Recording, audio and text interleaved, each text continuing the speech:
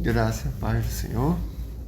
Estamos aqui mais um dia na nossa querida leitura bíblica e hoje Hebreus capítulo 9. Amém? Vamos juntos. Ora, a primeira aliança tinha regras para a adoração e também um santuário terreno. Foi levantado um tabernáculo na parte da frente chamado Lugar Santo. Ou seja, aí, né? Na primeira aliança ou na antiga aliança tem algumas regras e uma delas, né, era o tabernáculo, que era chamado também lugar santo. Estavam o candelabro, a mesa e os pães da presença.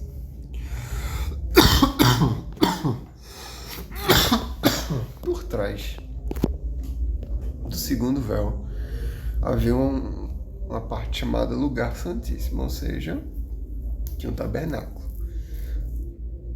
A parte de fora, né, dentro do tabernáculo tinha um lugar santo. E no segundo véu, né, numa segunda cortina, tinha um lugar santíssimo, onde se encontrava um altar de ouro para o incenso e a arca da aliança. Ou seja, dentro do lugar santíssimo tinha a arca da aliança, ok? Totalmente revestida de ouro. Se você nunca viu a arca da aliança, bota no Google aí fotos que vai ter aí imagens para ficar bem visual, tá?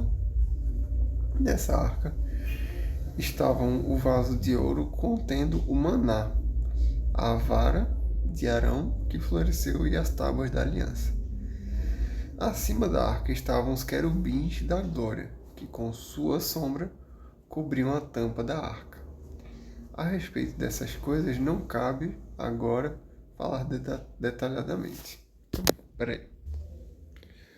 Aqui é a arca da aliança, tá? Revestida a ouro, só para terem uma noção. E vamos para o lugar.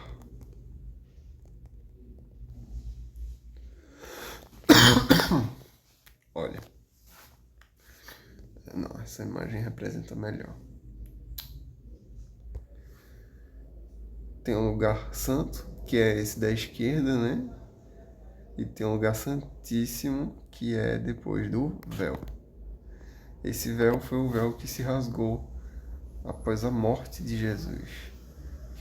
Para vocês terem uma noção, o véu tinha era um palmo de grossura. Imagina uma cortina com um palmo de grossura. Não dá para rasgar um negócio daquele, não. Mas Jesus, quando faleceu, quando morreu, crucificado, ele bradou, o grito dele foi forte. A terra tremeu e o véu se rasgou de cima a baixo. Imagine uma pessoa rasgando uma roupa de cima a baixo, como era na época.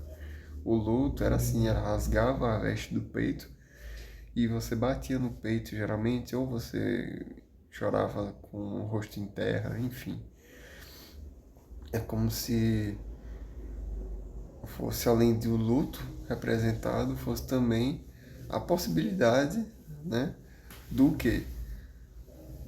Da Arca da Aliança, que representava a presença de Deus de volta ao mundo, né? Como se o que separava, que era o véu, não separa mais. Entendeu?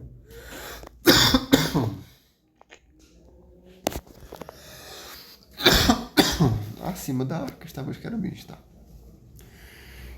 Estando tudo assim preparado, os sacerdotes entravam regularmente no lugar santo do tabernáculo para exercer o seu ministério.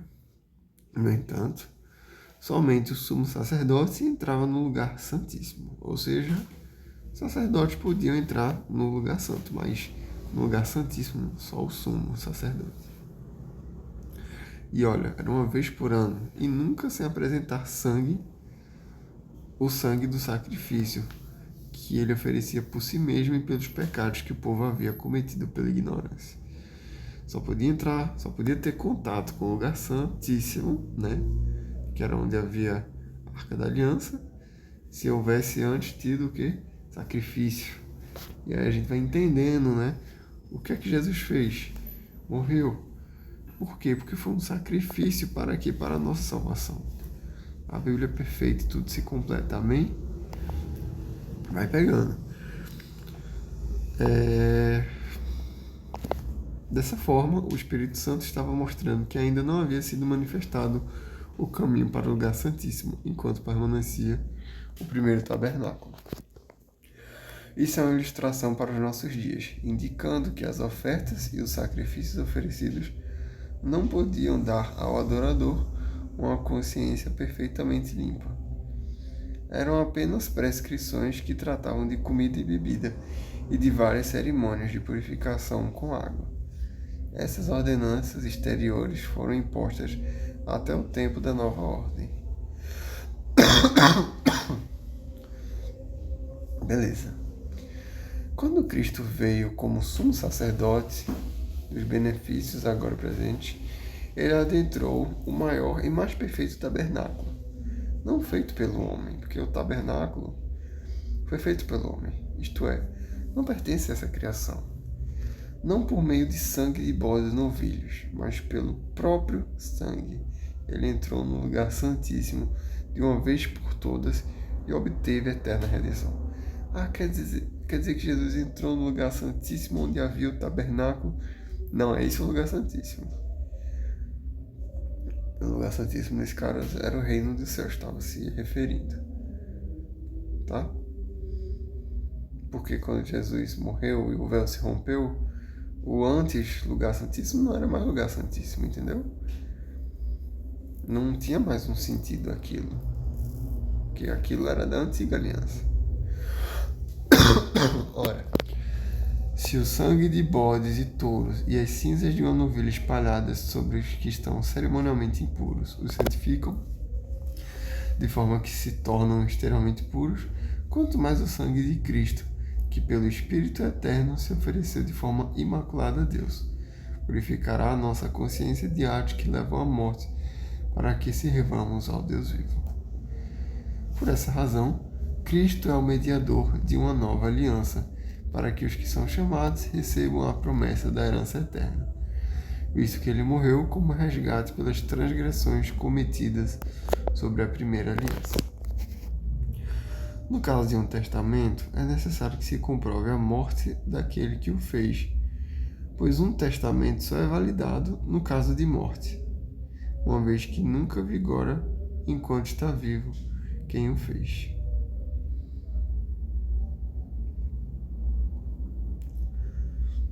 Por isso, nem a primeira aliança foi sancionada sem sangue.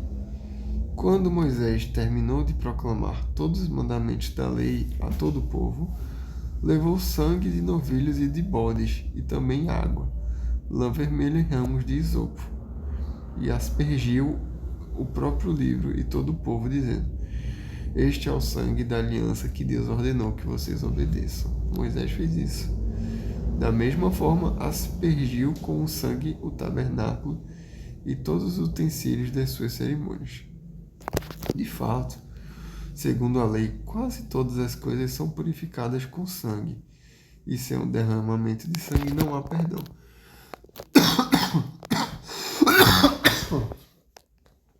Você deve estar se perguntando, não é porque tudo é com sangue?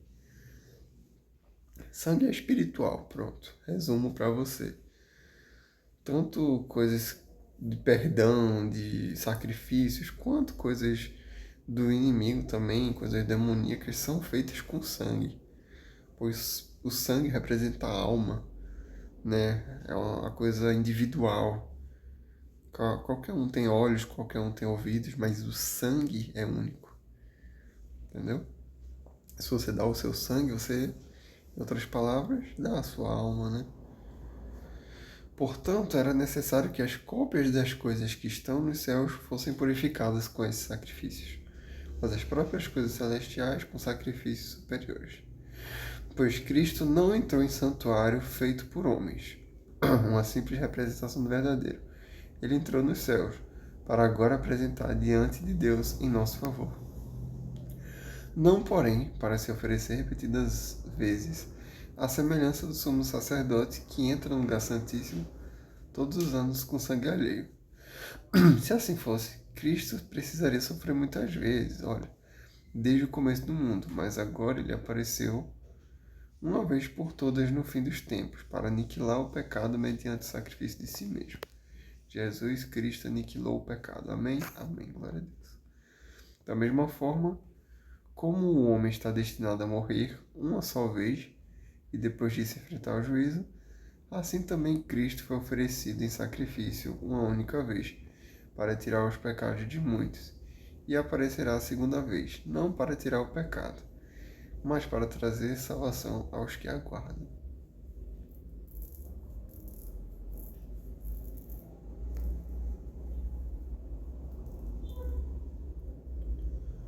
Amém? Amém. É isso. Capítulo bem aqui, ó, referente com o Antigo Testamento. Muito bom, muito edificante. Gostei muito. Fiquei reflexivo sobre esse último versículo aqui. Jesus veio uma vez e ele tirou o pecado de muitos. Na segunda vez ele vai trazer salvação aos que o esperam. É isso. Se a gente crê nele, a gente já está salvo. Mas o arrebatamento é justamente a espera. Entendeu? Eu posso morrer e aí eu vou ser salvo, mas essa salvação aí para os que aguardam é os que aguardam em vida, né? É o arrebatar. Amém? Deus te abençoe. Leitura linda hoje, né? Fique com Deus e até amanhã.